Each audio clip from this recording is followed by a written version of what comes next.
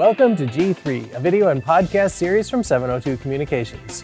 In this series, we review tech that makes our lives easier and our homes smarter. We also visit with guests from our community who create, share, and use that tech every day. In this episode, I'm going to talk about one of my favorite hobbies, golf.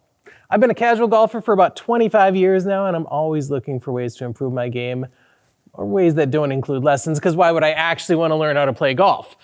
Anyway. There are some apps out there and some things that I've found over the years that I think can make any golfer's experience better. So we're going to talk about some of them today. The first one I want to talk about is golf.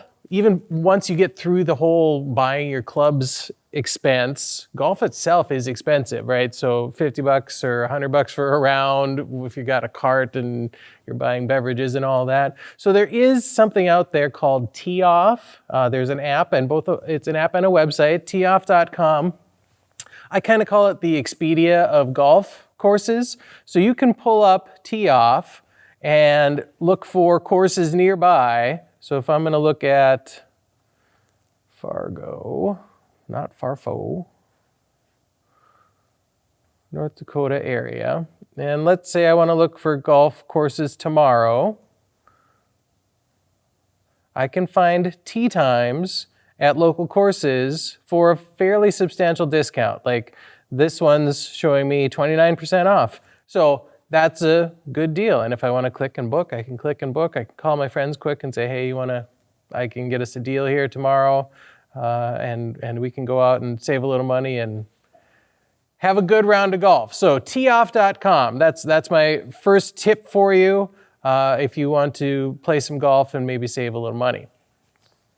Also want to talk about, so once you got that booked, then we'll talk about some ways to track your shots. So of course, all of us, can look at the different markers on the course and figure out what distances, what yardages we're at as we're shooting, but there are GPS things for that too. So one of the first ones I used was Fun Golf GPS, and that I did end up paying for, so I could have the Apple Watch tie-in. But this, if you want to go into that, it'll show you a map of your course. It'll show you the distance to your next shot. If you're finding a hazard, you can find the distance to the hazard. So again, this is just a great app, a great way for you to more accurately track those distances, and to help you then also track your handicap and stuff like that. So Fun Golf GPS, that's a winner for a golf app as far as I'm concerned.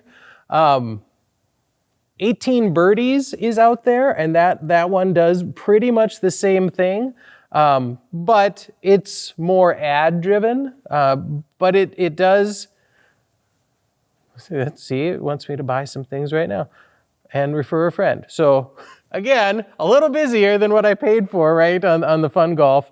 But what I do like about 18 Birdies is Fun Golf doesn't always have the most up-to-date maps of golf courses, and I've found 18 Birdies just to be a little bit more up-to-date. So if you're maybe not having luck with the one, you could get in to 18 Birdies and do, again, the same thing. So you can see your scores, you can see your stats, you can see the maps. So 18 Birdies, free, can be handy.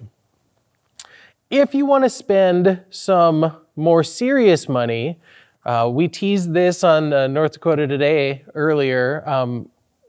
You can, I didn't hit a 383-yard drive. So we'll talk about that in a second. You can invest in one of these Game Golf Live trackers. So Game Golf Live has this little tracker that you clip on your belt, and then you've got little RFIDs that you put on each of your clubs. And as you register those, you can, as you get out and you go and you pull every club out, you tap that club to this and it registers and it helps you track. So you hit your drive straight down the middle, or you hit it this far, or it goes left and right. And as you play more rounds, it gives you insights into what your clubs do. So maybe you're going to make a different choice if you're lining up a shot and you could pull a 5 or a 7 and you're more accurate with your 7, you should play your 7. So it'll give you pro tips like that. I have had trouble with it though, so like I say, we were looking at the activity right away there. I have never shot a 383-yard drive. I don't hit a driver that far, so I'm not sure why that recorded that. And I've had trouble, here it's saying that I shot a 102 the last time I golfed, and that's true. That wasn't fun. Anyway, but the round I had 2 days earlier, I shot an 85, and this thing didn't record my best round of golf that I've had this year.